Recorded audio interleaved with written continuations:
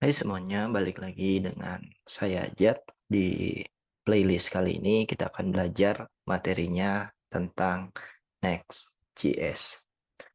Apa itu Next.js? Kalau kita intip di website dokumentasinya di nextjs.org, dia melabeli dirinya sebagai React Framework untuk web.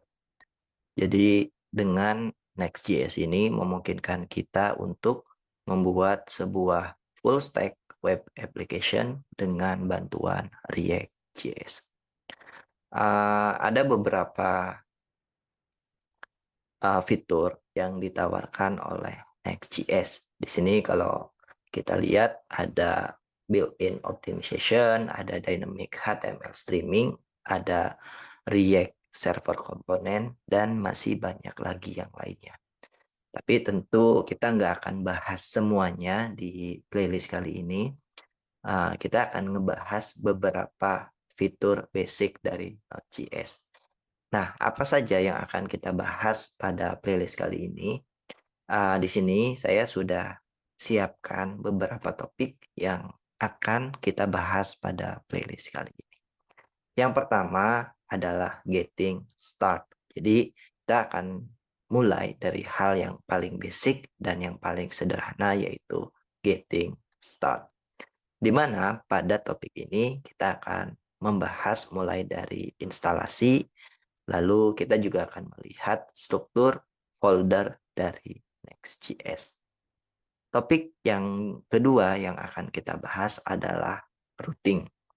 Pada topik ini, kita akan membahas bagaimana sistem routing pada Next.js, mulai dari cara mendefinisikan route, lalu berikutnya yaitu linking ataupun navigating atau berpindah antar halaman pada Next.js. Lalu berikutnya yang akan kita bahas pada topik routing ini adalah route group dan juga layouting pada Next.js. Topik yang ketiga yang akan kita bahas adalah data fetching. Pada data fetching ini kita akan membahas bagaimana cara mengkonsum sebuah API pada aplikasi Next.js kita. Lalu kita juga akan belajar bagaimana menghandle error pada Next.js. Topik yang terakhir atau yang keempat yang akan kita bahas adalah terkait sistem rendering pada Next.js. Yang dimana pada topik ini kita akan melihat server-side rendering dan juga client-side rendering pada Next.js. Kita akan melihat bagaimana cara implementasinya, benefitnya apa aja, sama strategi apa aja yang ada pada server-side rendering. Nah, 4 topik itu yang akan kita bahas pada playlist kali ini.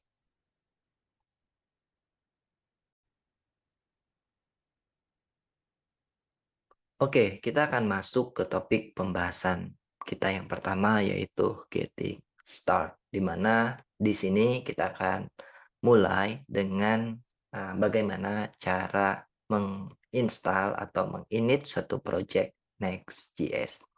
Teman-teman bisa masuk ke website dokumentasi dari Next.js di nextjs.org.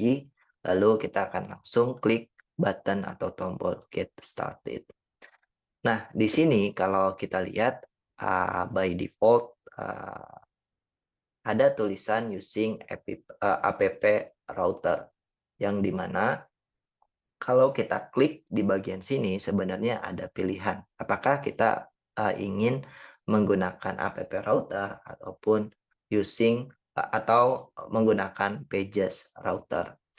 Nah, di sini perbedaannya apa antara app router dan pages router? Kita akan coba bahas sedikit atau recall sedikit. Jadi, sebelum Next versi 13, yang dimana cara utama untuk membuat root pada Next.js adalah menggunakan pages router. Tapi setelah Next versi 13, Next membuat sebuah paradigma baru untuk membuat routing pada Next.js dan juga membangun sebuah aplikasi dengan menggunakan fitur-fitur terbaru React.js. Nah, jadi app router ini simpelnya adalah sebuah fitur baru atau paradigma baru pada Next.js yang hadir setelah Next versi 13. Nah, jadi itu perbedaan sedikit antara app router dan juga pages router. Dan pada aplikasi ini atau pada playlist kali ini kita akan menggunakan app router. Oke, kita akan masuk ke pembahasan utama kita yaitu tentang instalasi. Di sini teman-teman, kalau teman-teman titip di bagian sidebar-nya ada menu instalasi, teman-teman tinggal klik aja. Jadi beberapa requirement yang harus teman-teman lakukan adalah atau siapkan. Yang pertama, teman-teman tentu harus menginstal Node.js terlebih dahulu di komputer teman-teman. Di sini butuh Node.js minimal versi 18. Lalu berikutnya kita bisa menjalankan komen atau perintah ini pada komputer teman-teman. Nah, saya akan langsung copy perintahnya dan saya akan coba pastekan di terminal. Oke, ketika komen ini dijalankan, teman-teman, nanti akan muncul beberapa pertanyaan dari Next.js. Ini kita yes saja. Nah, di sini mulai dari apa nama project yang mau kita buat. Misalnya di sini saya akan namai projectnya adalah My Next App. Lalu yang kedua, apakah kita akan menggunakan TypeScript atau tidak? Saya jawab tidak, karena kita akan menggunakan JavaScript pada playlist kali ini. Lalu yang berikutnya adalah apakah kita akan menggunakan ESLint? Saya akan jawab tidak. Lalu di sini ada juga pertanyaan apakah kita akan menggunakan Tailwind CSS atau tidak. Saya akan jawab tidak karena kita akan belajar mulai dari yang scratch. Lalu berikutnya apakah kita akan menggunakan src directory? Kita akan jawab iya karena agar nanti struktur foldernya jadi lengkap. Nah, di sini ada pertanyaan apakah kita akan menggunakan app router seperti yang kita bahas tadi. Ada dua paradigma, ada app router dan pages router. Di sini Next merekomendasikan kita menggunakan app router. Saya akan jawab yes di sini. Lalu di sini apakah kita akan menggunakan custom import alias? Tentu kita akan jawab tidak. Nah, setelah pertanyaan-pertanyaan tadi kita jawab, selanjutnya Next akan menginit atau membuatkan project Next.js-nya buat kita. Kita tunggu sampai proses instalasi atau proses inisialisasinya selesai. Nah, ini tergantung daripada koneksi teman-teman. Jadi, saya akan coba pause dulu videonya. Ini takutnya lama. Oke, setelah proses inisialisasi atau instalasi projectnya selesai, maka di sini Next akan ngasih tahu bahwa projectnya telah selesai dan tersimpan pada directory apa. Nah, di sini kita akan langsung intip projectnya ls, lalu kita akan masuk ke My Next App. Oke, nah di sini saya akan menggunakan text editor Vim. Silahkan teman-teman gunakan text editor kesukaan teman-teman. Oke, di sini saya akan buka. Oke, kurang lebih struktur folder Next-nya seperti ini, teman-teman. Kita akan bahas bagian struktur foldernya pada video lain biar videonya tidak terlalu panjang.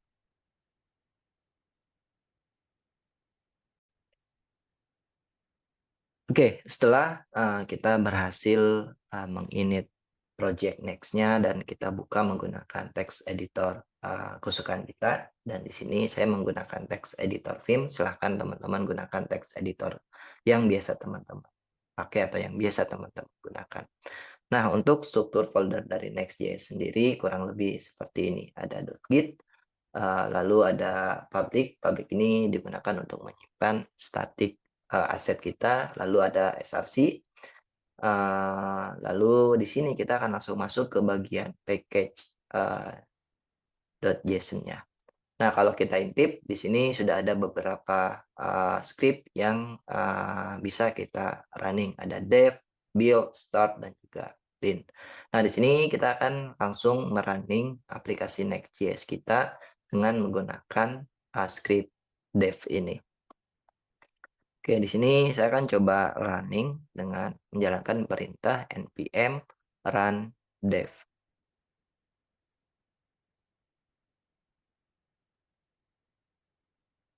Oke, kalau setelah kita merunning perintah npm run dev, maka selanjutnya Next akan membuatkan sebuah local server untuk kita di port 3000. Di sini kalau teman-teman intip ada URL-nya yang bisa kita langsung klik.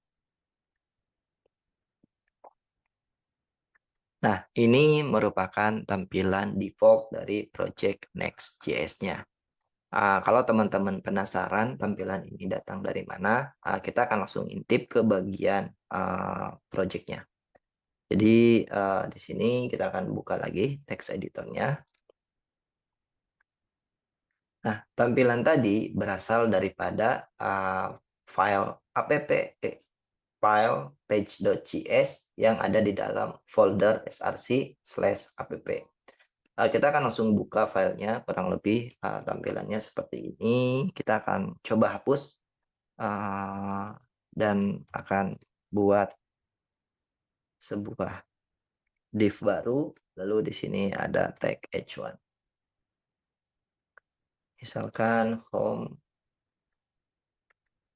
page. Untuk image dan CSS-nya karena kita nggak perlu, kita akan hapus saja. Oke, setelah kita simpan, sekarang kita akan balik lagi ke bagian aplikasinya, dan sekarang tampilannya sudah berubah, teman-teman. Di sini ada tulisan homepage yang barusan kita tambahkan tadi. Lalu untuk background-nya di sini by default dia hitam. Kita akan coba rubah itu datang dari mana? Itu datang daripada layout.js-nya. Di sini saya akan coba matikan untuk global CSS-nya. Kalau sekarang teman-teman lihat, tampilannya adalah tampilan scratch ya. Ada background-nya itu putih, lalu di sini ada tulisan home page. Nah, jadi kurang lebih untuk struktur folder next-nya seperti ini, teman-teman. Lalu di sini kalau kita intip, ada public, ada src, lalu ada /app yang nantinya semua kode yang kita buat, kita akan letakkan pada folder src ini. Lalu kalau public ini untuk menyimpan static aset kita, lalu ada jsconfig, ada nextconfig, dan juga ada package JSON. Dan untuk merunning aplikasi Next.js kita bisa menjalankan perintah next dev atau menggunakan script npm run dev. Selanjutnya kalau kita menjalankan komen tadi, Next.js akan membuatkan local server untuk kita di port 3000, dan kurang lebih nanti kita akan coba main-main kurang lebih seperti itu untuk struktur folder dan juga cara menjalankan atau merunning project Next.js kita. Nah, kita akan lanjutkan ke bagian lainnya atau berkenalan lebih jauh dengan Next.js.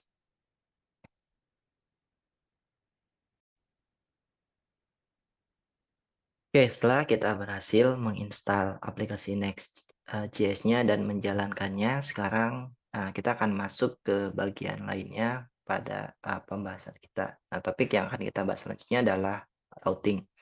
Nah, di mana pada routing ini kita akan coba belajar mendefinisikan sebuah route pada Next.js. Nah, di sini teman-teman bisa langsung masuk ke bagian routing, teman-teman. Di sini ada, lalu teman-teman klik ke bagian defining routes. Nah, di sini kalau kita intip di bagian dokumentasinya, Next.js bilang bahwa sistem routing pada Next.js menggunakan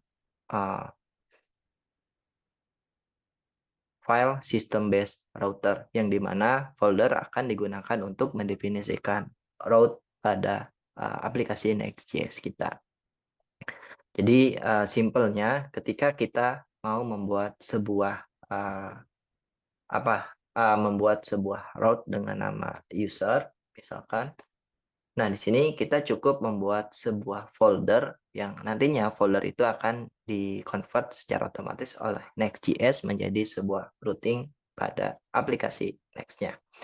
Nah, kalau teman-teman bingung, kita akan langsung masuk ke bagian demonya. Jadi, misalnya di sini kita akan membuat sebuah routingan dengan path/user. Jadi, di sini di bagian src/app kita akan mendefinisikan sebuah route baru atau folder baru dengan nama user slash lalu nama filenya. Dan untuk nama filenya sendiri di sini harus page ya teman-teman. Jadi di sini page.js. Yang nantinya si page.js ini adalah sebuah kode yang akan dijalankan oleh Next.js. Oke, di sini kita akan langsung buat kodenya export default function user atau page aja. Lalu di sini kita akan return.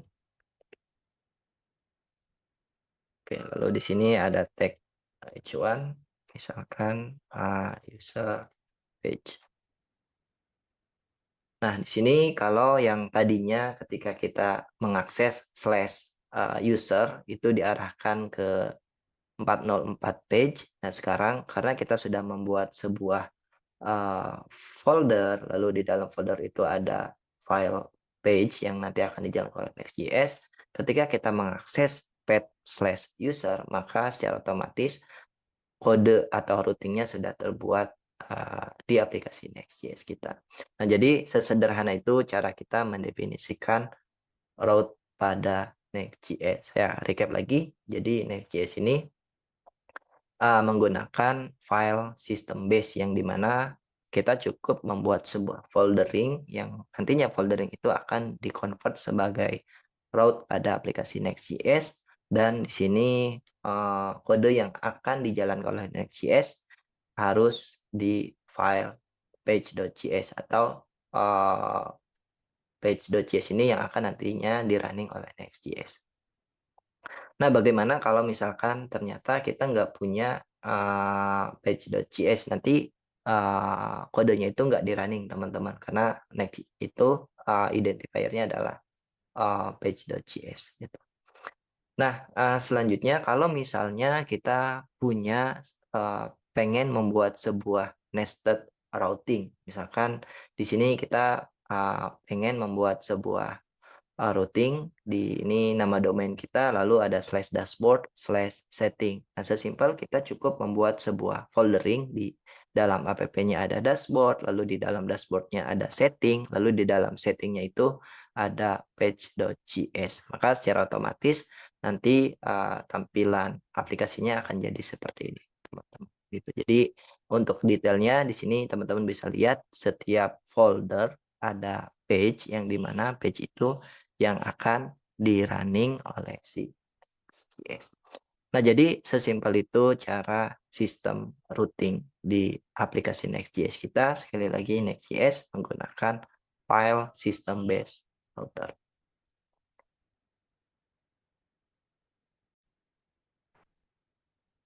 Oke, setelah kita berhasil mendefinisikan sebuah route atau membuat sebuah route pada Next.js, selanjutnya kita akan coba membuat sebuah dynamic route pada aplikasi Next.js kita. Nah, di sini di bagian sidebar-nya sudah ada menu dynamic route, kita akan langsung masuk ke bagian sana.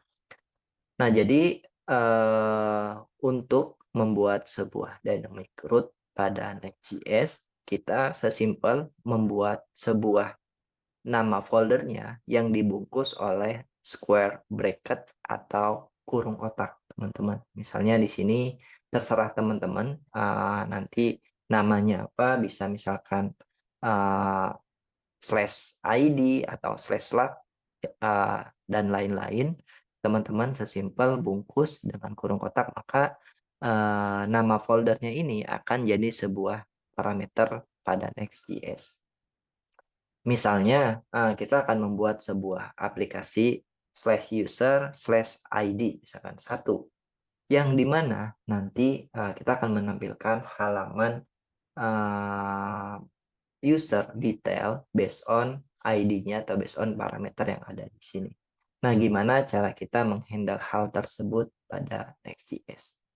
Nah, jadi di sini kita cukup membuat sebuah folder baru di dalam folder user karena kita tadi nested ya, ada user, lalu di sini ada dynamic route-nya. Jadi di sini kita akan membuat sebuah folder baru dengan nama misalkan ID, yang nanti ID ini akan jadi sebuah dynamic parameter. Lalu di sini ada page.js. Nah, kurang lebih tampilannya seperti ini teman-teman, ada user, terus ada folder ID, lalu di sini ada page.js. Di dalam page.js ini kita akan coba tulis kodenya, export default page, lalu di sini function page, lalu di sini kita akan mereturn sebuah div. Lalu di sini ada satu user detail page. Oke, kalau sudah, nanti kalau kita intip di bagian aplikasinya sekarang sudah kebuat nih teman-teman. Ada user detail page. Nanti apapun yang kita tuliskan di sini setelah user, maka dia akan dianggap sebagai sebuah parameter. Udin, misalkan, Sasi. Nah, dia tetap akan menampilkan sebuah user detail page. Kenapa? Karena dia menganggap bahwa yang ada di square bracket ini sebagai sebuah dynamic route atau sebagai sebuah parameter. Nah, sekarang kita sudah berhasil menampilkan user detail page yang listed di dalam sebuah slash user. Lalu bagaimana cara kita mengakses sebuah parameter yang ada di URL? Karena ini dynamic ya, yang nanti bisa kita gunakan untuk mengambil data ke sebuah API based on ID-nya misalkan atau based on username dan lain sebagainya. Nah, di sini kita akan balik lagi ke bagian dokumentasinya. Jadi di sini kalau teman-teman titip di bagian dokumentasinya sudah ada contoh bagaimana cara kita mengakses parameternya. Jadi di sini di bagian props-nya itu ada props yang bernama params. Kita akan coba lakukan console log terlebih dahulu. Oke, di sini berarti by default dia ada props params. Lalu di sini kita akan coba lakukan console log.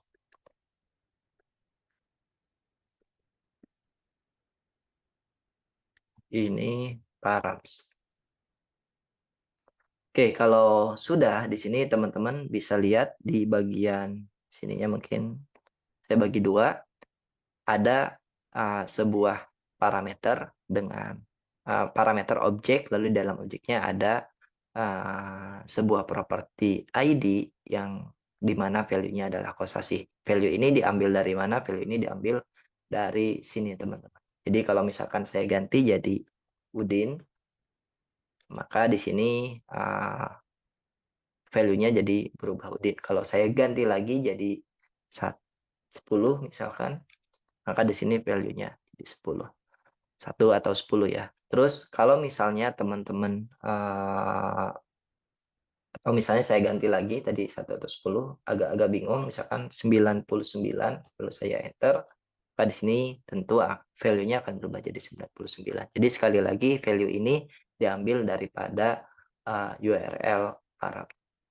Nah, kalau teman-teman tanya lagi terus ID ini datangnya dari mana? ID ini datangnya dari foldering yang sudah kita buat tadi teman-teman. Jadi di sini kalau teman-teman intip bahwa kita sudah membuat sebuah dynamic route dengan nama ID, maka di sini by default ya propertinya adalah ID atau parameternya ID. Kalau misalnya nanti teman-teman bukan ID nih dynamic paramnya tapi slug, maka nanti di sini propertinya akan bernama slug.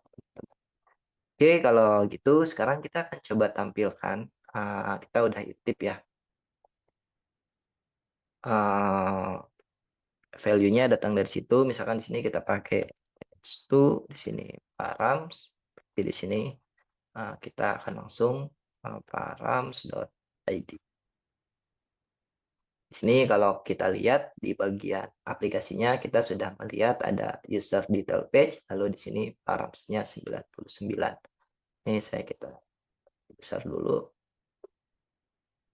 Terus kalau saya ganti params-nya Udin, maka di sini akan ganti jadi Udin, teman-teman. Gitu. Nah, jadi itu dia cara kita membuat sebuah dynamic route pada Next.js. Jadi saya recap sekali lagi, teman-teman cukup membuat sebuah foldering pada aplikasi teman-teman, dan di sini kalau sifatnya dynamic, teman-teman cukup bungkus dia dengan kurung kotak atau square bracket, lalu teman-teman ya buat saja page.js-nya dan lakukan coding di page.js tersebut. Nanti si Slack ini akan jadi sebuah dynamic param yang kita bisa akses pada props params.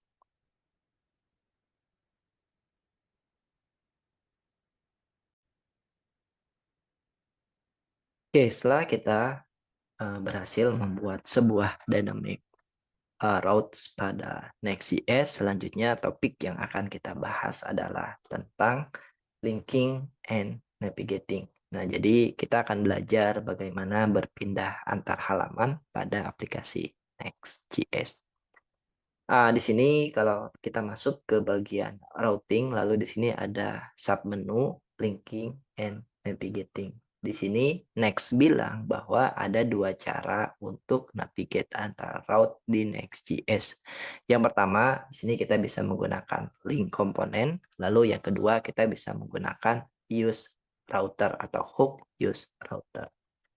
Bedanya apa teman-teman antara link komponen dengan use router? Yang pertama, link komponen ini hanya bisa digunakan, bisa digunakan baik di server side rendering ataupun di client side rendering, dan dia tidak bisa digunakan secara programmatically. Lalu untuk yang use router ini hanya bisa digunakan di client side rendering dan dia bisa digunakan secara programmatically. Jadi misalnya ketika kita pengen berpindah antar halaman setelah user berhasil login. Nah, maka kita harus menggunakan si use router ini. Nah, kita akan lihat perbedaannya dan cara pakainya seperti apa. Kita akan langsung masuk ke bagian demo. Nah, jadi misalnya di sini kita kan punya dua halaman ya, teman-teman. Kita sudah punya halaman user page, sama di sini kita juga punya halaman user detail page. Nah, kita akan pindah antar halaman tersebut. Jadi misalnya di bagian user page ini kita akan membuat sebuah link baru. Di sini kita import link dari Nextlink, lalu di sini misalnya kita akan membuat sebuah link baru. Link di sini ada atribut href, lalu teman-teman tinggal arahkan ke mana halaman yang ingin teman-teman tuju, misalkan /user/1 misalkan. Lalu di sini kita kasih /user1. Lalu yang kedua, di sini kita akan buat sebuah link baru, misalnya href, di sini /user/2. Lalu di sini untuk labelnya kita kasih nama user2. Oke. Kalau sudah, di sini kita bisa intip di bagian aplikasi kita. Nah, di sini kita sudah punya dua link, teman-teman. Ada /user1 sama /user2. Kalau kita klik, di sini dua-duanya akan mengarah ke user detail page, tapi di sini parameter yang dibawa beda. Misalnya di sini /user/1, kalau saya klik link yang user2, maka di sini dia mengarah ke page yang sama, tapi parameternya beda. Nah, itu sesimpel itu cara kita menggunakan link pada Next.js. Jadi yang pertama teman-teman import dulu komponen linknya dari next/link. Lalu di sini teman-teman tinggal pakai seperti komponen biasa. Lalu untuk halaman yang teman-teman tuju, teman-teman bisa taruh di atribut href-nya, teman-teman. Nah, lalu di sini kita akan coba demokan untuk cara yang kedua adalah cara menggunakan use router. Nah, di sini cara pakainya seperti apa, teman-teman? Cara pakainya sebenarnya simple untuk menggunakan uh, use router ini. Jadi seperti yang saya bilang di awal tadi bahwa use router ini dia adalah sebuah hooks dan dia hanya bisa digunakan di client side rendering gitu. Dan cara pakainya simple. Yang pertama kita import, lalu kita invoke, dan hasil invokasinya di sini kita bisa gunakan untuk berpindah antar halaman. Misalkan route.push dan kita masukkan halaman apa yang mau kita tuju. Di sini misalnya di bagian di bagian page user detailnya, di sini saya akan membuat sebuah button. Di sini berarti button, di sini back. Jadi ketika button ini diklik, saya akan arahkan dia kembali ke halaman user, tapi secara programmatically gitu. Nah, di sini saya akan import dulu.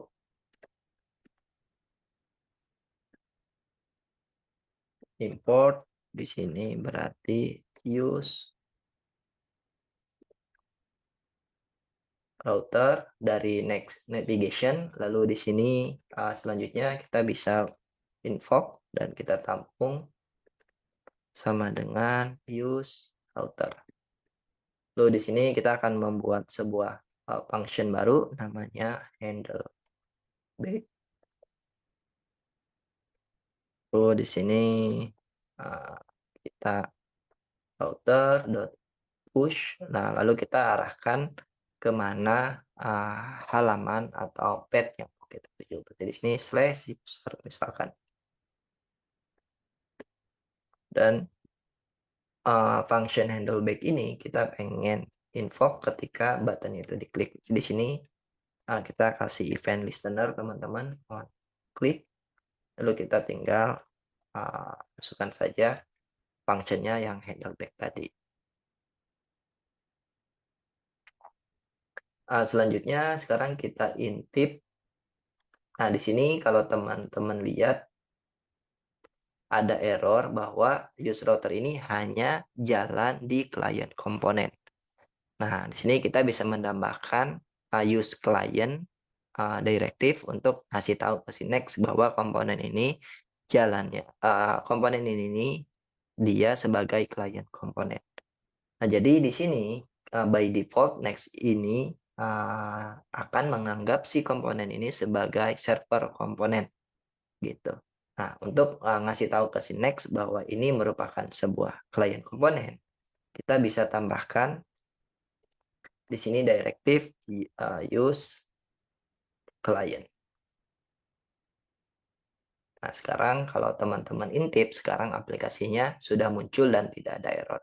Saya akan kembali ke halaman user dulu. Di sini misalkan saya masuk ke user 1, kita akan diarahkan ke user detail page dan dia akan membawa parameter 1. Lalu kalau kita back, harusnya kita kembali ke halaman user, lalu kita klik user 2 dan kalau kita back lagi, di sini kita kembali ke halaman user. User 2, di sini dia masuk ke detail page, bawa parameter 2, kita back, dia kembali ke halaman user.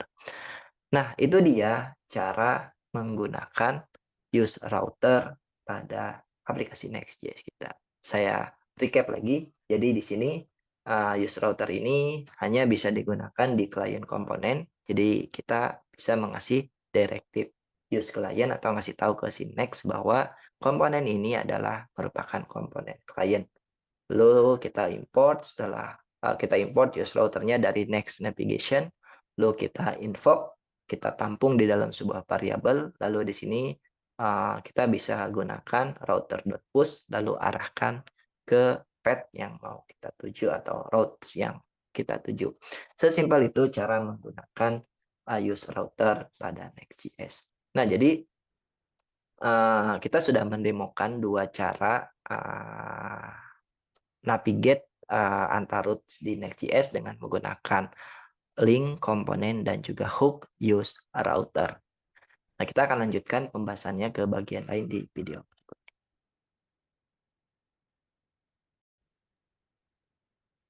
Oke, setelah kita belajar tentang navigating dan juga linking di aplikasi Next.js kita, selanjutnya yang akan kita bahas pada video ini adalah tentang route group, teman-teman. Nah, jadi route group ini apa dan gunanya atau fungsinya untuk apa? Nah, jadi route group ini sesuai dengan namanya dia berfungsi untuk menggrouping sebuah route pada project Next.js kita. Nah, seperti yang kita tahu bahwa by default Next.js ini menganut atau menggunakan file system based routing atau router yang dimana ketika kita bikin folder, terus secara otomatis Next.js akan mengconvert sebuah folder tersebut ke dalam sebuah routing pada aplikasi Next.js-nya. Tapi misalnya kita pengen menggroupingkan sebuah root di dalam aplikasi Next.js kita tanpa membuat sebuah routing baru pada aplikasi Next.js-nya. Nah, itu seperti apa, teman-teman? Jadi misalnya contohnya di sini kita akan langsung lagi ke bagian route group. Lalu misalnya di sini kita ada kebutuhan nih. Kita membuat sebuah aplikasi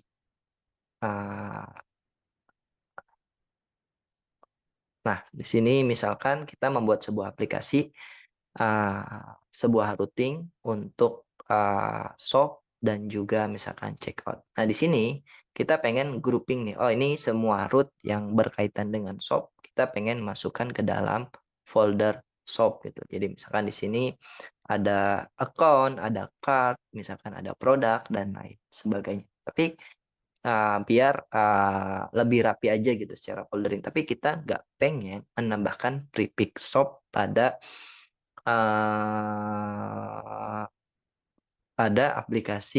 pada routing aplikasi Next.js kita. Nah, itu caranya gimana? Caranya sebenarnya simple untuk grouping tersebut, teman-teman. Sebenarnya cukup membuat sebuah folder dengan nama apapun sesuai dengan fungsinya, misalkan shop. Lalu di sini teman-teman masukkan semua routing yang ingin teman-teman kelompokkan atau grouping ke dalam folder tersebut. Nah, biar teman-teman nggak bingung nih,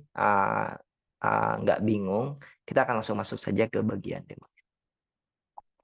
Jadi misalnya di sini di dalam aplikasi kita, di sini kita kan udah punya sebuah folder user, lalu kita pengen buat sebuah aplikasi untuk shop misalkan. Jadi di sini kita akan membuat sebuah grouping baru. Kita akan tambahkan misalkan di sini pakai tanda kurung seperti ini, teman-teman. Jadi misalkan shop, lalu di sini ada slash products, lalu slash page.js. Oke, kita udah buat sebuah folder baru di dalam tanda kurung ada shop lalu slash product. Lalu di dalam slash product ini ada sebuah pages atau page yang kita akan langsung isi codingannya. Export default di sini action page, lalu di sini kita bisa return, di sini div, lalu di sini h1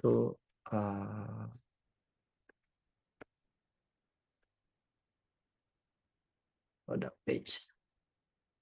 Oke, kalau udah di sini kalau kita intip di bagian aplikasinya, di mana di sini kalau kita masuk ke products, maka dia akan menampilkan product page ketika kita mengunjungi slash product. Padahal kalau kita lihat di bagian struktur foldernya di sini kita sudah menambahkan sebuah folder baru dengan nama tanda kurung lalu shop. Tapi ini akan di-exclude oleh si Next.js dan tidak akan ditampilkan di dalam sistem routing mereka. Jadi misalkan biar lebih kentara lagi di sini, misalkan saya akan tambahkan sebuah route baru dengan nama misalkan card, terus di sini ada page.js, lalu di dalam harusnya card ya. Oke, di sini saya akan buat export di default, lalu di sini function, di sini page, lalu di sini return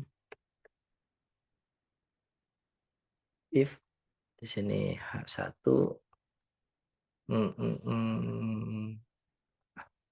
card page. Oke, kalau udah di sini kalau teman-teman intip di sini kita masuk ke card-nya, di sini kita masuk ke halaman card, lalu kalau kita ke products di sini. Nah, kita diarahkan ke halaman product page. Nah, walaupun dua root tadi berada di dalam folder shop, tapi secara routingan di sini dia tidak ditampilkan di dalam aplikasi kita. Jadi shop ini akan di-exclude-kan gitu. Jadi secara struktur foldering jadi lebih rapi aja teman-teman gitu di dalam aplikasi teman-teman, dan di sini ketika kita mengakses routingannya di dalam aplikasi teman-teman dia akan di-exclude-kan. Jadi kita tidak perlu menambahkan prefix slash soft slash product gitu. Oke, dia akan kosong karena ini akan di-exclude-kan gitu. Nah, jadi sesimpel itu cara kita membuat sebuah root group pada aplikasi Next.js kita. Jadi sekali lagi untuk membuat sebuah root group pada Next.js kita cukup membuat suatu folder dengan dibungkus oleh bracket seperti ini, nanti dia akan di-exclude-kan oleh Next.js di dalam sistem routing mereka. Dan nantinya tampilan aplikasi kita jadi jauh lebih rapi.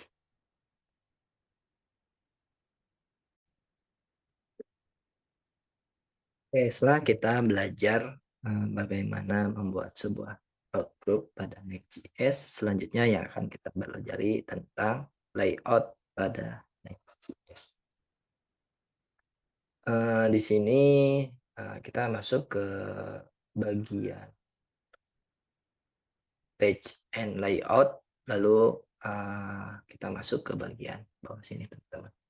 Nah, jadi layout ini adalah sebuah komponen atau sebuah tampilan yang kita bisa gunakan atau share di antara multiple page gitu. Jadi misalnya kita punya sebuah navbar, yang navbar ini digunakan di beberapa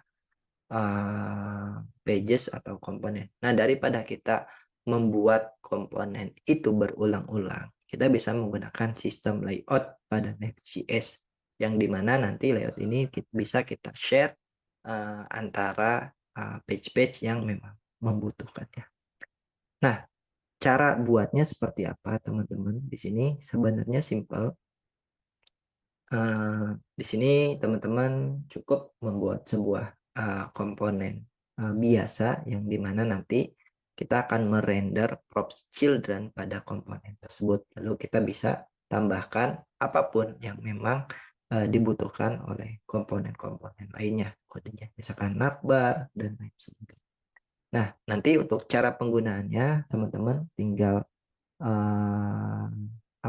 taruh si layout itu di folder apa nih, misalkan tadi kita sudah buat sebuah root group, di sini shop, dan shop ini ternyata dia punya layout atau punya sebuah navbar yang memang dibutuhkan di cart dan juga di produk. Nanti kita bisa taruh si layout tersebut pada atau di dalam folder shop ini. Nah, di sini kita akan langsung praktekkan. Jadi misalnya di sini kita akan buat sebuah file baru dengan nama layout.s. Lalu di sini kita bisa ekspor default. Lalu di sini misalkan function. Lalu di sini dia menerima props children. Lalu di sini kita akan buat sebuah div sederhana, misalkan div. Lalu di sini dia ada tag p misalkan.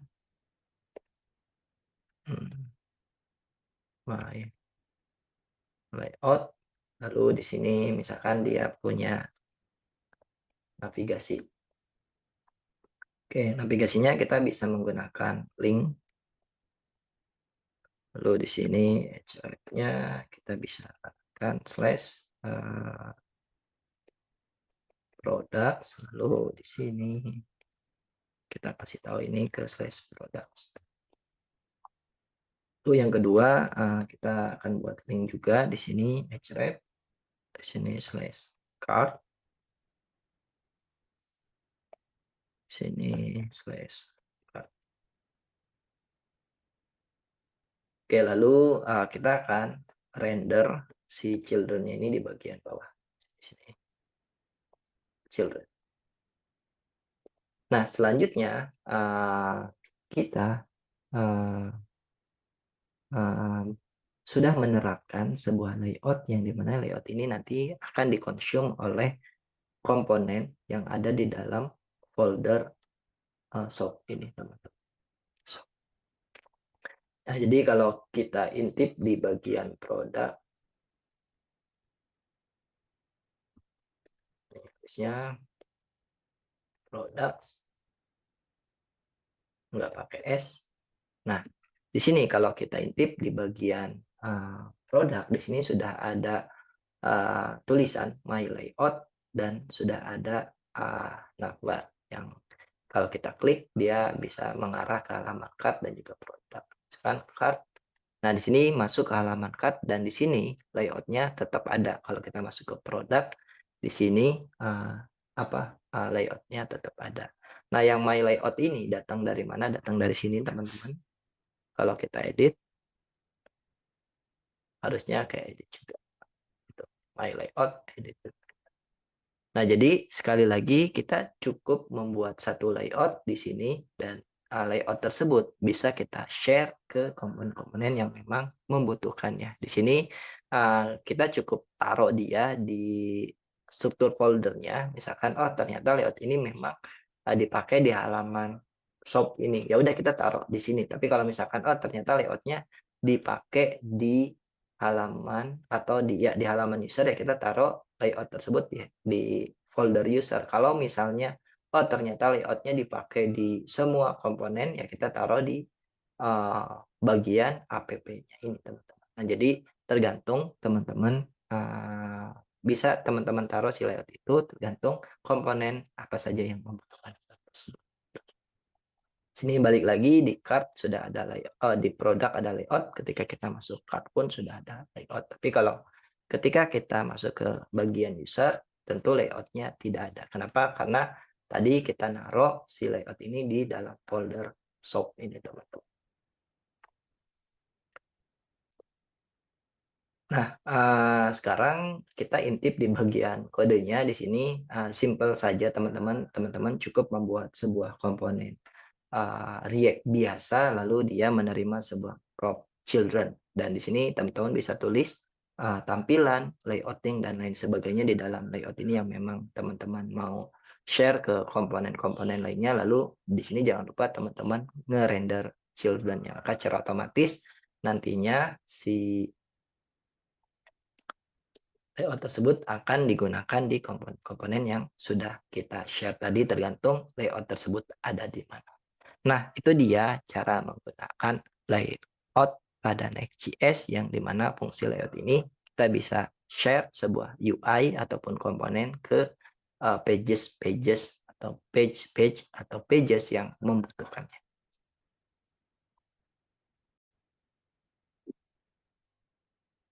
Setelah kita belajar membuat sebuah road group pada Next.js, selanjutnya yang akan kita pelajari adalah tentang data fetching.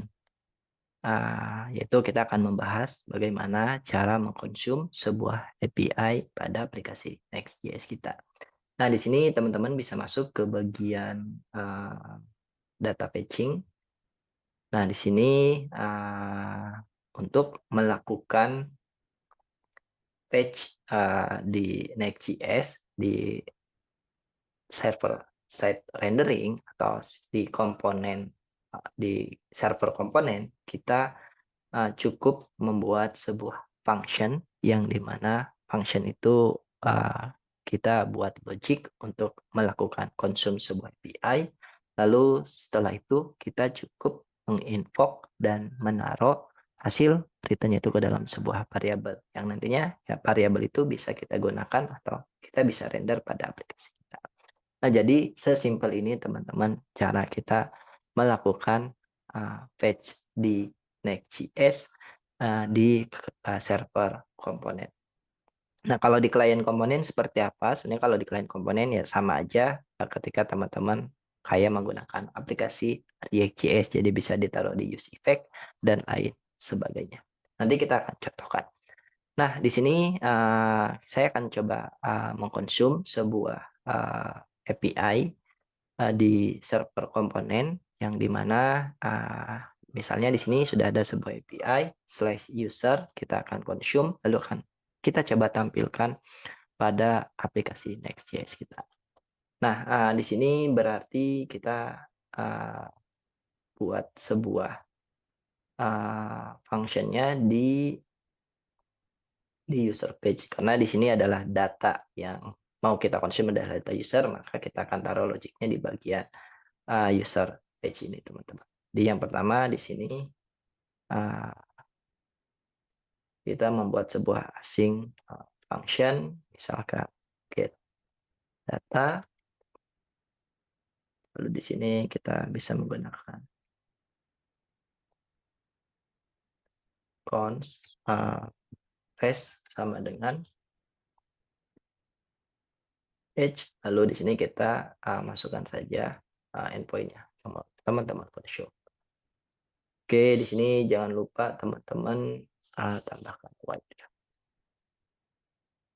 Lalu selanjutnya kita akan melakukan pengecekan kalau misalkan responnya tidak oke, maka di sini kita akan melakukan throw new error. Oke, kita kasih tahu gagal ambil data. Lalu kalau oke, yang kita lakukan apa? Kalau oke, yang kita lakukan adalah sini kita akan mereturn res.json. Oke, untuk functionnya cukup seperti ini teman-teman. Dan selanjutnya yang kita lakukan adalah di sini kita bisa melakukan menampung atau membuat sebuah variabel user sama dengan user atau get data, kita invoke. Di sini jangan lupa kita pakai white. Ya, tadi jangan lupa kita tambahkan async function atau kata-kata asing ini di dalam komponennya, karena di sini kita akan melakukan fetching data atau memanggil, menginvoke sebuah asynchronous function. Dan di sini kita akan lakukan console log terlebih dahulu. Users. Oke, selanjutnya di sini harusnya sudah selesai. Kita akan coba intip di dalam aplikasi. Sini card Lalu di sini kita akan masuk ke user. Nah, di sini kalau teman-teman lihat tidak ada error dan tidak ada apapun yang muncul di sini, tapi kalau kita lihat di bagian konsolnya, di sini teman-teman bisa intip bahwa kita sudah berhasil melakukan konsol data user yang kita ambil dari API. Nah, sekarang kita sudah tahu bahwa bentuk datanya adalah sebuah array of object. Selanjutnya, kita akan coba tampilkan data ini ke dalam aplikasi Next.js kita. Oke, di sini berarti kita akan membuat sebuah list. Jadi di sini pakai. Terus di sini berarti kita akan membuat sebuah UL. Terus di sini kita akan membuat sebuah map, berarti users.map. Di sini kita invoke. Ya, hasil iterasinya. Di sini berarti kita buat li. Lalu di sini kita tampilkan adalah user.name. Oke, kalau udah, nah sekarang kalau teman-teman lihat kita sudah berhasil menampilkan data user pada user page aplikasi Next.js kita. Sini data ini kita ambil dari API atau endpoint. Nah, ini adalah data-datanya ya. Ada 10 dan di sini kita sudah berhasil menampilkannya. Nah, jadi saya coba recap lagi teman-teman untuk melakukan fetching data di server komponen Next.js. Yang pertama yang harus kita lakukan adalah membuat sebuah function di dalam atau di luar komponennya. Dan di sini teman-teman silahkan buat logic untuk melakukan consume API. Kebetulan di sini saya menggunakan fetch. Nanti teman-teman bisa menggunakan Axios dan lain sebagainya sesuai dengan kebutuhan teman-teman untuk HTTP client. Nah, kalau functionnya sudah dibuat, selanjutnya yang kita lakukan adalah kita menginvoke function tersebut dan kita tampung hasilnya itu ke dalam sebuah variabel gitu. Nah, nanti variabel ini kalau misalkan sudah berisi data, kita bisa tampilkan ke dalam komponen kita. Jadi misalkan di sini, oh datanya adalah data objek, data array of object, ya maka di sini saya akan melakukan mapping atau looping, lalu kita akan menampilkan datanya satu persatu di dalam looping tersebut. Jadi kurang lebih untuk fetching di server komponen seperti itu teman-teman, dan di sini kita sudah melihat hasilnya. Di sini hasilnya adalah seperti ini. Nah, di sini untuk mencontohkan apa ya, fetching di klien komponen, saya akan coba taruh di sini di bagian sininya. Misalkan di sini ada link. Oke, di sini kita akan arahkan ke komponen atau page user detail. Berarti di sini saya akan arahkan /user, berarti di sini /user.id. Oke, kalau sudah di sini belum kasih tanda, di sini detail. Oke, di sini kalau kita klik detail, dia masuk ke user 1, kita back. Di sini user 2, kita back. Terus user 3, kita back, dan seterusnya. Nah, di sini kita akan bikin skenario yang dimana ketika kita masuk ke halaman user detail ini, kita akan melakukan fetching data sesuai dengan parameter yang dikirimkan. Misalkan ketika, datanya adalah ID 1, maka kita akan menampilkan data dengan ID 1 tersebut. Di sini untuk endpoint-nya, kalau teman-teman intip, udah ada di JSON placeholder. Kalau kita masukkan /1, dia akan menampilkan atau mengembalikan user 1. Di sini kalau kita kirim parameternya 2, maka dia akan mengembalikan user 2. Nah, di sini untuk melakukan patching di klien komponen, di sini saya akan taruh di bagian user detail komponennya, teman-teman. Yang dimana di sini nanti kita sudah ngasih tahu ke si Next bahwa komponen ini merupakan sebuah komponen klien. Nah, untuk melakukan patch di klien komponen sebenarnya di sini sama seperti di dalam aplikasi React.js. Jadi yang pertama kita akan mengimport sebuah use effect, teman-teman. Lalu selanjutnya di sini oke, selain use effect kita juga butuh use state. Oke, selanjutnya di sini kita akan membuat state terlebih dahulu, const user slash set user. Di sini use state type di sini datanya adalah objek kosong. Lalu yang berikutnya oke, biarin dulu, berarti nanti di sini kita kasih garis, lalu di sini kita akan menggunakan pre untuk merender data usernya. Berarti di sini saya akan menggunakan JSON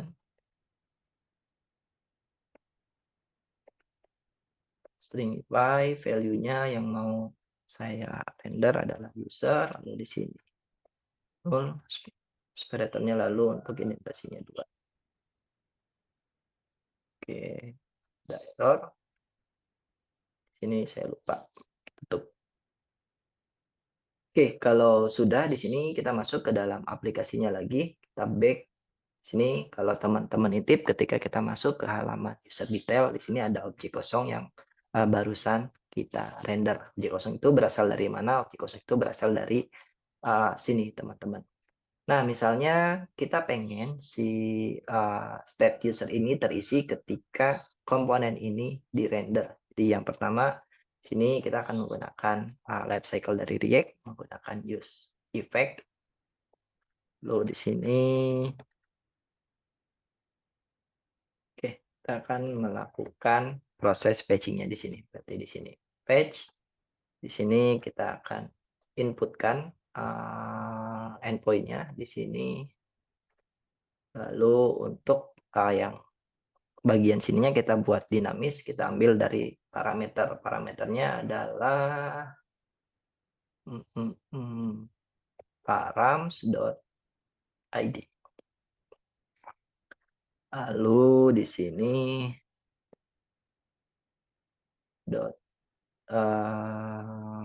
then terus di sini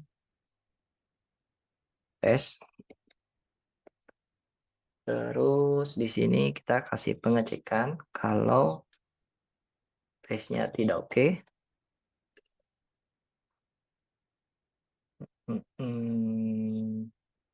Kita kasih throw new error, gagal ambil data detail. Kalau oke, di sini kita return res-nya. Lalu di sini then lagi, teman-teman. Nah, di sini oke, kita set datanya, set user,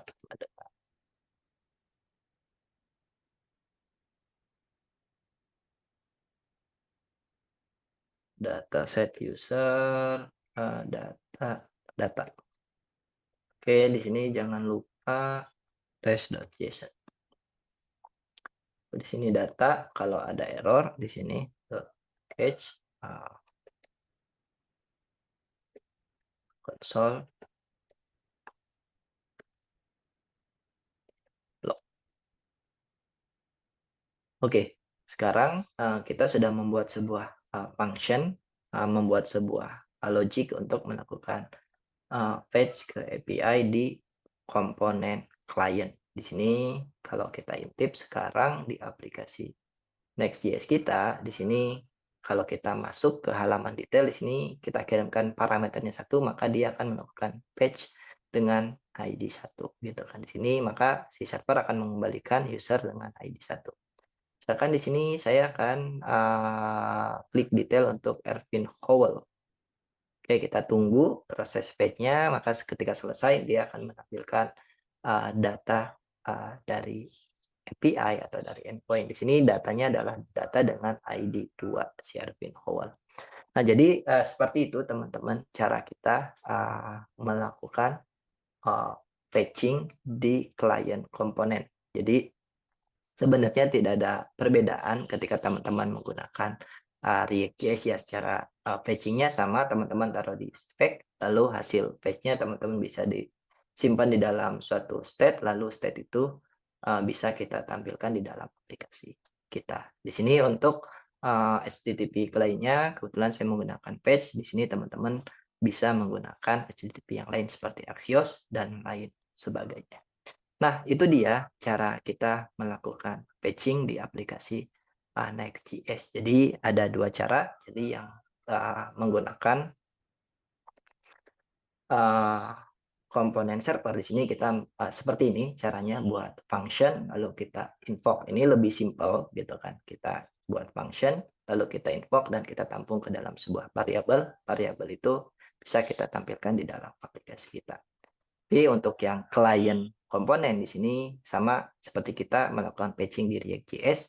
Jadi kita butuh JS effect, kita juga butuh state untuk menampung datanya, lalu state tersebut di sini kita bisa tampilkan di dalam aplikasi.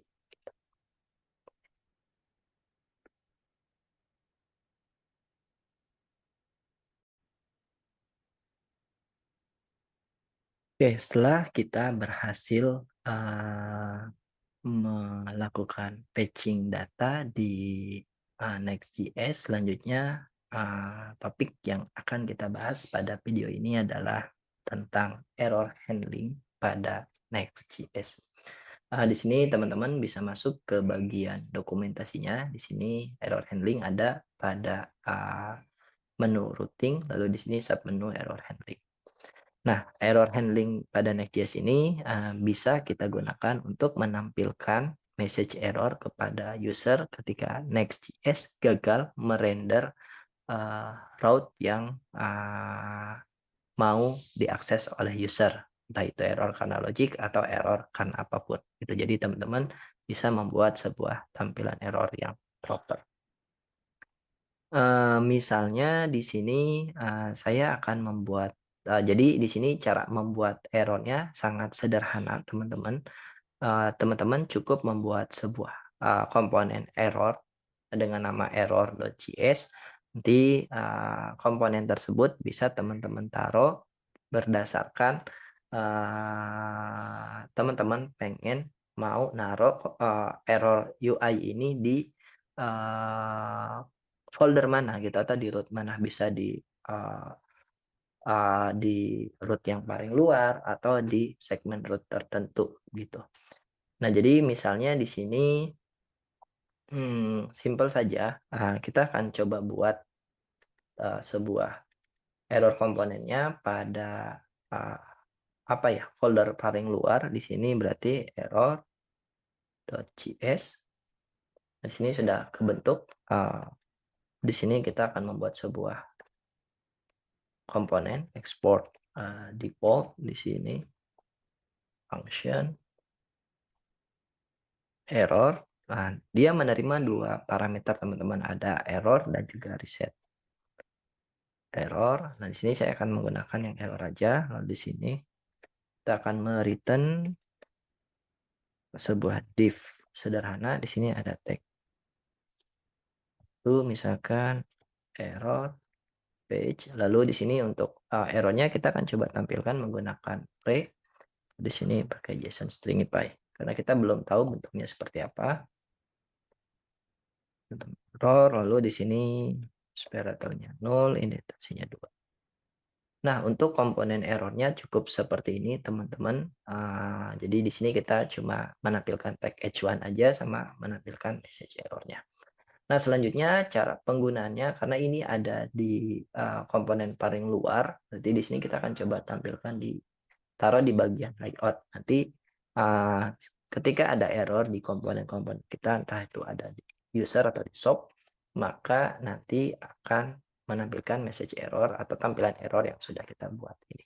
Jadi kita tidak perlu membuat error page berulang-ulang. Kalau misalkan teman-teman pengen membuat error page yang berulang-ulang, teman-teman bisa taruh ya di masing-masing foldernya dan taruh di masing-masing layoutnya kalau misalkan itu mau diimplementasi secara segmen gitu. Nah, di sini berarti di bagian layout kita akan taruh di sini teman-teman. Lalu di sini kita akan coba intip di bagian dokumentasinya, cara pakainya di sini. eh, Apakah ada contohnya?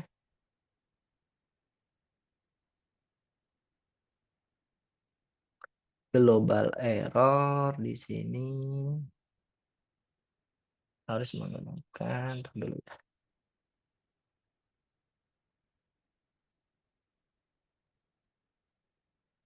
Oke, di sini pakai error boundary, lalu di sini ada fallback ya. Oke, di sini kita akan coba taruh di bagian sini.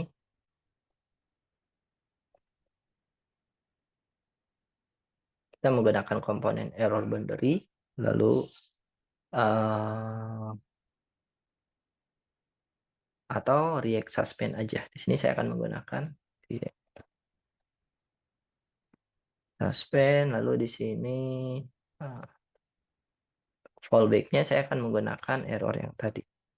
Fallback di sini, lalu di sini saya akan merender komponen error yang sudah saya buat tadi. Oke, selanjutnya di sini berarti kita masukkan ke sini. Lalu yang error boundary-nya di sini kita hapus. Lalu di sini kita import komponen error kita.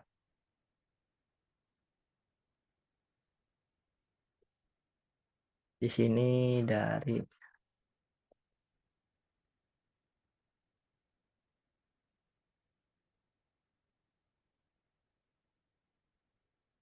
komponen error.js.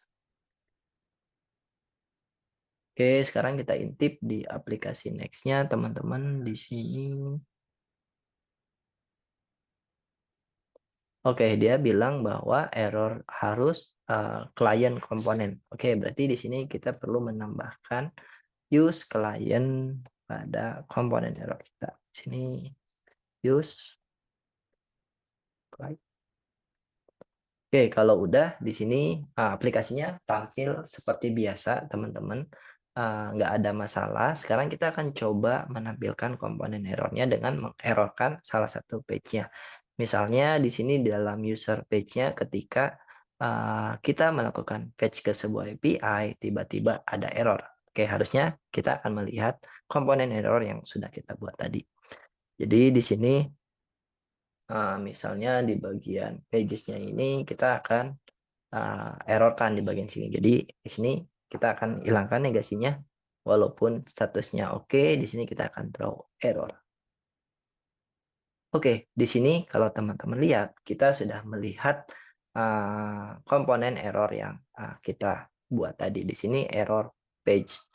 Kalau tampilan itu datang dari mana? Tampilan itu datang dari komponen error kita, teman-teman. Di sini error page. Di sini saya edit misalkan.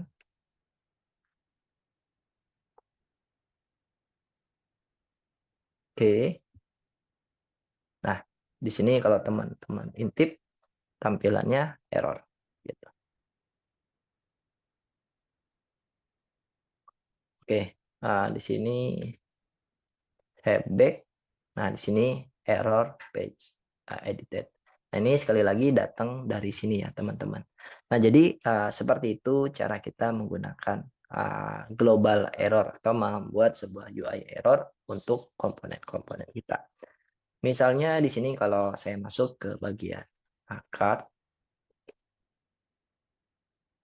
sini kita bisa melihat komponen card-nya. Sekarang kita akan coba errorkan di bagian komponen card-nya, teman-teman.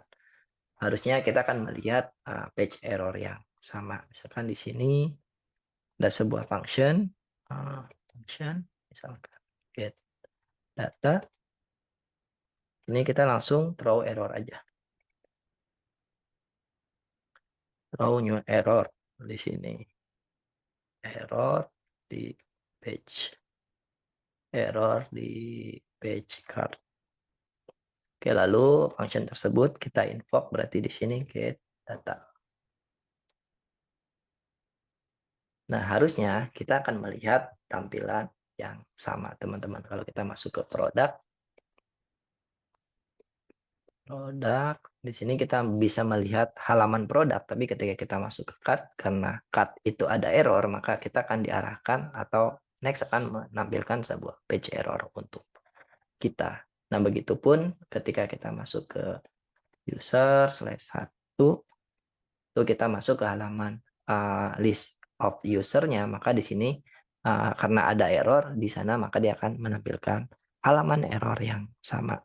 Nah, jadi itu dia cara kita menghandle error pada aplikasi Next.js. Jadi yang pertama saya akan coba recap, kita membuat sebuah komponen error. Di sini komponen errornya teman-teman yang pasti harus ada directive use client, karena ini akan dirender di client.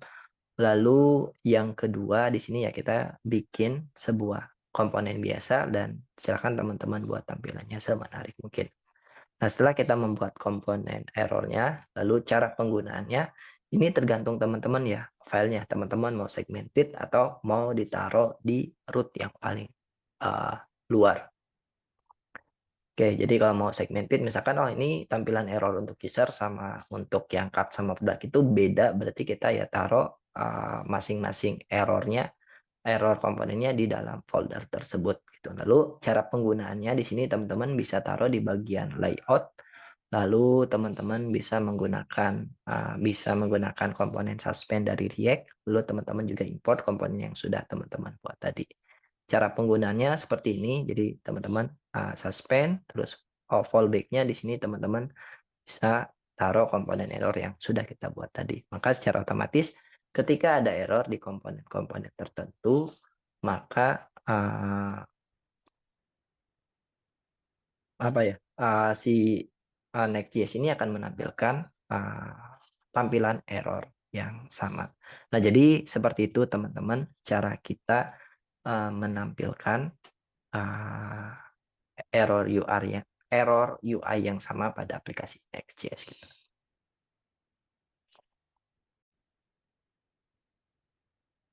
Setelah kita berhasil mengimplementasikan error handling pada aplikasi Next.js kita, selanjutnya yang akan kita bahas adalah tentang rendering atau sistem render pada Next.js. Seperti yang udah kita singgung di awal tadi bahwa di Next.js sendiri ada beberapa sistem render.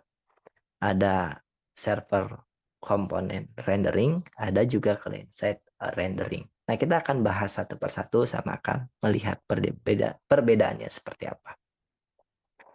Nah, di sini kita akan membahas tentang server komponen dulu atau server side rendering, teman-teman. Nah, by default untuk server side rendering ini dibagi ke dalam 3 bagian. Ada static rendering, ada dynamic rendering, sama ada streaming rendering. Nah, bedanya apa? Nanti kita akan lihat satu persatu. Tapi secara keseluruhan untuk server side rendering sendiri ada beberapa benefit atau keuntungannya ketika kita menerapkan sistem server side rendering ini. Yang pertama adalah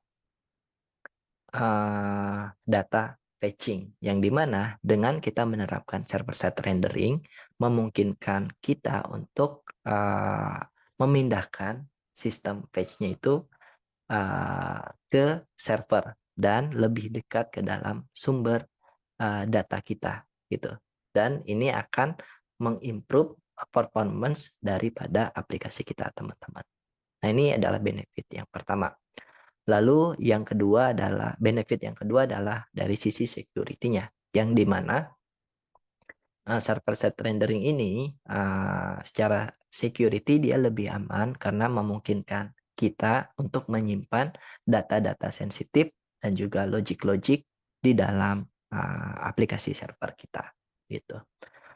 Lalu yang kedua dari caching ini juga akan berpengaruh ke dalam performance yang dimana ketika kita melakukan server side rendering, hasilnya akan dapat kita cache dan juga gunakan kembali ketika ada user yang uh, merequest hal yang sama atau halaman yang sama atau data yang sama. Ini akan berpengaruh terhadap performance daripada aplikasi kita.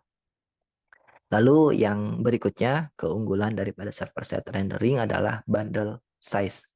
Nah, server-side rendering ini memungkinkan kita untuk menyimpan dependensi yang besar di dalam server kita yang sebelumnya ini.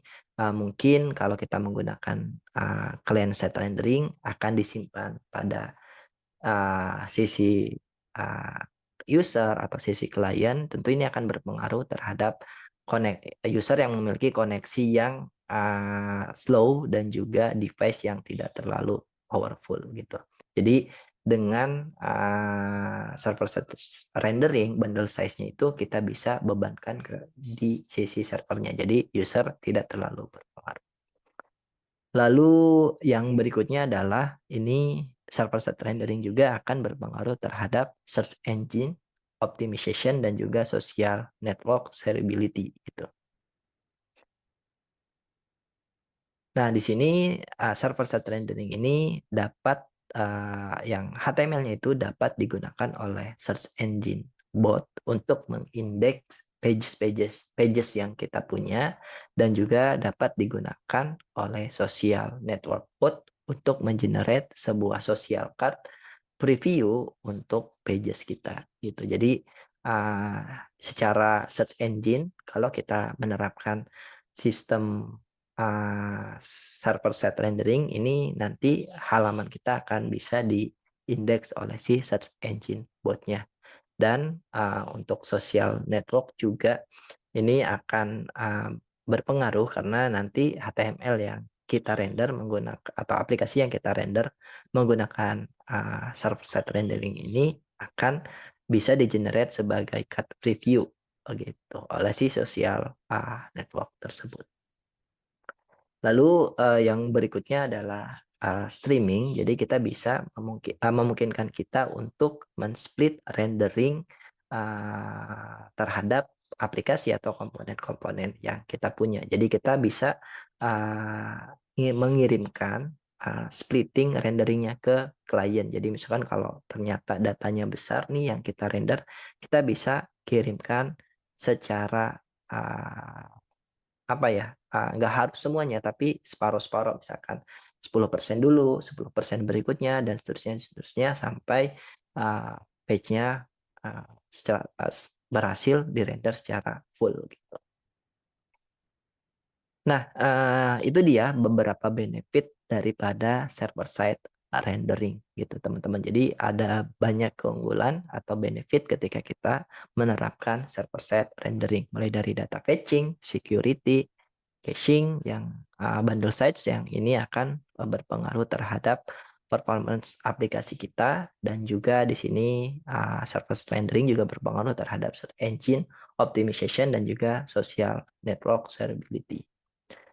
Nah, lalu di sini kalau kita lihat ada beberapa strategi atau cara bagaimana kita melakukan server-side rendering. Ada 3 tadi yang kita lihat, ada dynamic rendering, lalu ada streaming, sorry, ada static rendering, ada dynamic rendering, dan juga ada streaming. Nah, bedanya apa ketiga